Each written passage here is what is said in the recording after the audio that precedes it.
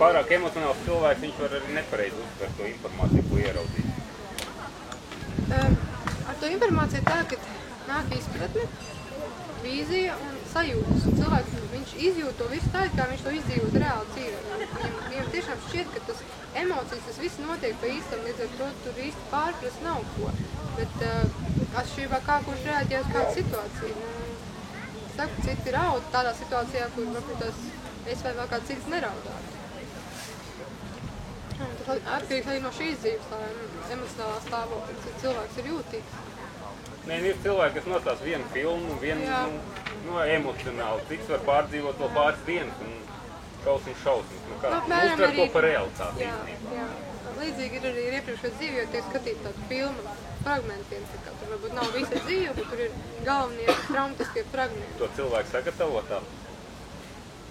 Es pirms tam pastāstu, kas tur var būt un kā var būt, bet cilvēkam ir ļoti liels entuziasms. Viņš grib, jā, es esmu gatavs, kādi man rādi, es esmu.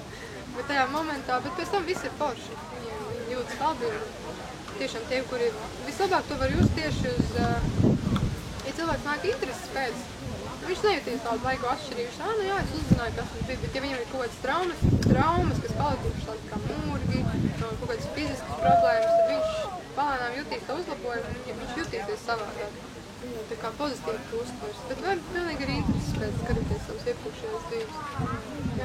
Daudziem ir tā, ka viņi arī ļoti labi redz, kurš ir bijis iepriekšējā dzīvē cilvēks.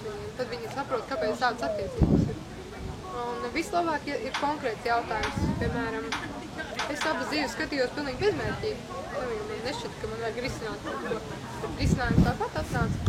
Ir cilvēki, kas, piemēram, slikts attiecības ar māti, un gribēju paskatīties, kurā dzīvē tas ir sācies. Tur var redzēt, kurš tad ir uzsācis to konfliktu, kāpēc, piemēram, 3 dzīves pēc kārtas ir briesmīgas attiecības ar vienu to pašu personu. Tad viņa ir māte, tad viņa ir māsa, un tad viņa atkal ir māte vai brālis, vienalga. Katrā gadījumā kāds nespēja apstāties. Viņiem ir iestrādājies tas kaut kāds atriebības un riebeklības sindroms, ka viņi katru dzīvi iet uz riņķi un kādam tas ir jāizskaidrs. Tā ir emocionāli piesaist kaut kādā veidā, jā? Pāriet no dzīves uz dzīvi.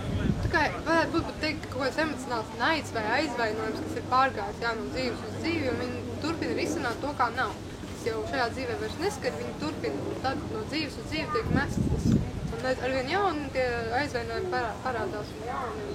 Pēc tā, ko šobrīd stāst, es saprotu, ka šajā gadījumā tai vienā tā pašā situācijā nokļūst tās pašas dvēseles. Jā, viņas risina savu karmisko mēslu, sakot, un sevišķi viņa atsevišķi. Tiek jau arī pozitīvā. Arī pozitīvā, jā. To cilvēki nemeklē risināt. Jā, to nemeklē risināt.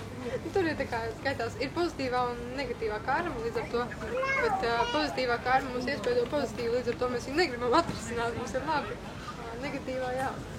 Cenšās tikt no viņas vaļā, un līdz ar to meklē risināt, kā to izdarīt.